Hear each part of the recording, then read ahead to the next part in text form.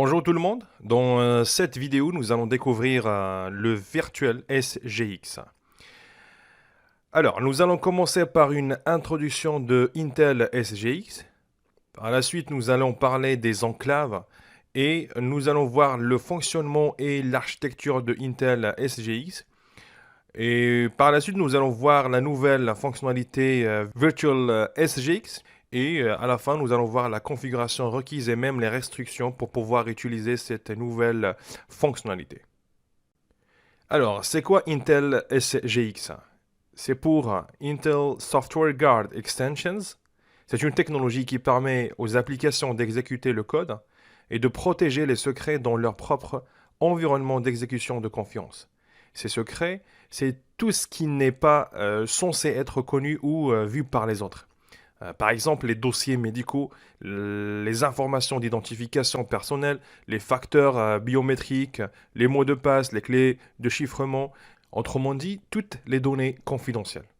La technologie Intel SGX protège ces secrets en créant des régions de mémoire privées appelées des enclaves. Ces enclaves, ce sont des régions de mémoire protégées où une application peut travailler sur ces secrets sans craindre de les exposer.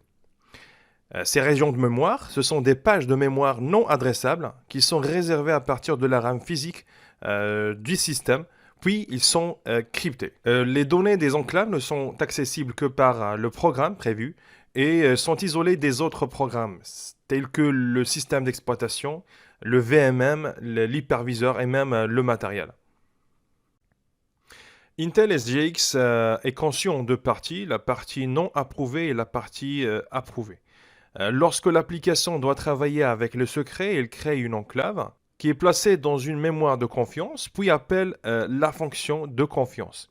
C'est une fonction créée par le développeur de l'application pour travailler à l'intérieur de l'enclave. Donc, une fois cette fonction est appelée, l'application s'exécute à l'intérieur de l'enclave, ou bien l'espace de confiance, et voit le code et les données de l'enclave sous forme de texte clair. Donc toutes les autres tentatives d'accès à la mémoire depuis l'extérieur sont refusées par le processeur. Même celles effectuées par des utilisateurs privilégiés, et bien sûr cela empêche les secrets de l'enclave d'être exposés. Et c'est ça le rôle principal de la technologie Intel SGX. Alors lorsque la fonction approuvée revient, les données de l'enclave restent dans la mémoire approuvée, et l'application est de nouveau exécutée dans l'espace non approuvé où elle n'avait plus accès à la mémoire approuvée. Maintenant que nous avons vu le fonctionnement de Intel SGX, nous avons conclu que cette technologie permet de réduire la surface d'attaque d'une application malveillante. Donc la surface d'attaque sans les enclaves est vraiment large, donc du coup les données sont exposées à l'extérieur et peuvent être accessibles depuis le VMM, depuis le système d'exploitation par exemple. Par contre, la surface d'attaque avec les enclaves elle est réduite, donc du coup les données ne sont pas exposées à l'extérieur, donc du coup le système d'exploitation ni le VMM ne peuvent pas accéder aux données ou bien aux secrets de l'application. Dans vSphere 7, VMware a introduit le Virtual SGX.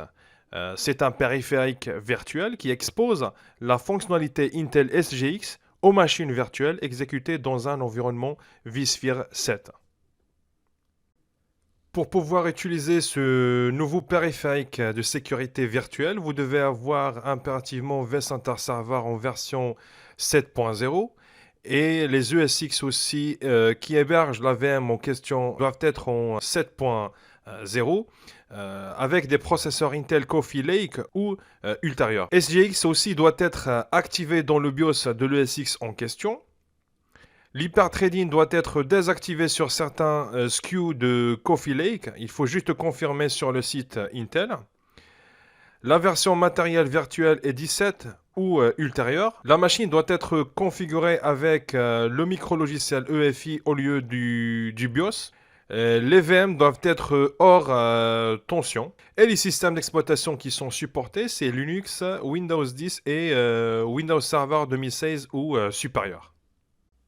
Et si vous souhaitez utiliser cette nouvelle fonctionnalité, vous devez bien sûr prendre en considération les restrictions, c'est-à-dire les VM qui sont configurés avec le Virtual SGX ne peuvent pas être migrés via vMotion. Donc du coup, même DRS ne peut pas les migrer. Et en même temps, vous ne pouvez pas les interrompre. Vous ne pouvez pas créer des snapshots. Et en même temps, vous ne pouvez pas les configurer en FT ou bien en tolérance open. Voyons maintenant une petite démonstration où nous allons voir comment activer ou désactiver la fonction VSGX. La première des choses, il faut confirmer les conditions requises dont on a parlé. Le vCenter où je suis connecté, il est bien en version 7.0.1. Les ESXi sur lesquels je vais travailler donc sont des ESX en version 7.0.1. Je prends par exemple cette machine qui est en version de compatibilité matérielle 15. Si je fais modifier les paramètres, je ne vais pas trouver l'option. Donc c'est tout à fait normal. Si je choisis cette VM qui est Ubuntu 02, la version matérielle, on la voit bien, c'est bien 17. Si je fais modifier les paramètres, là, on trouve le périphérique de sécurité. Si j'édite quand même SGX, là, on va voir une autre condition qui n'existe pas, c'est le microprogramme EFI. Si on vérifie dans les options VM, on vérifie dans options de démarrage, là, on voit que le microprogramme, il est en BIOS. Donc, du coup, je ne peux pas encore utiliser la fonctionnalité sur cette VM. Si je fais annuler, je choisis la première qui est Ubuntu 01. Je fais un clic droit, modifier les paramètres. Je confirme dans option VM, option de démarrage. Là, je vois le mode EFI. Si je retourne dans matériel virtuel, j'édite périphérique de sécurité. Donc là, je vois toujours qu'il n'est pas configuré, car c'est normal. J'ai encore une condition requise que je n'ai pas pour le moment, car mon serveur ESXi n'est pas équipé de cette fonction. C'est tout à fait normal, car il est un ESXi virtuel. Par contre, lorsque vous avez un serveur physique équipé de cette fonctionnalité, donc vous devez l'activer au niveau du BIOS. Et si vous retournez dans les paramètres de la VM, vous devez avoir ces choix. Donc, c'est-à-dire, vous avez la possibilité d'activer ou de désactiver la fonction SGX et en même temps, vous avez la possibilité de spécifier la plage de mémoire non adressable que vous devez réserver pour SGX. Pour l'exemple que nous avons devant nous, donc ils ont réservé 16 mégas. Pour vous, vous pouvez réserver jusqu'à 92 mégabits pour cette mémoire. Et en même temps, il faut prendre en considération les restrictions dont on a parlé tout à l'heure. Voilà, une fois c'est fait, vous pouvez cliquer sur OK et par la suite, vous pouvez démarrer la VM pour pouvoir utiliser cette nouvelle fonctionnalité. Je vous remercie pour votre intérêt et je vous dis à la prochaine vidéo.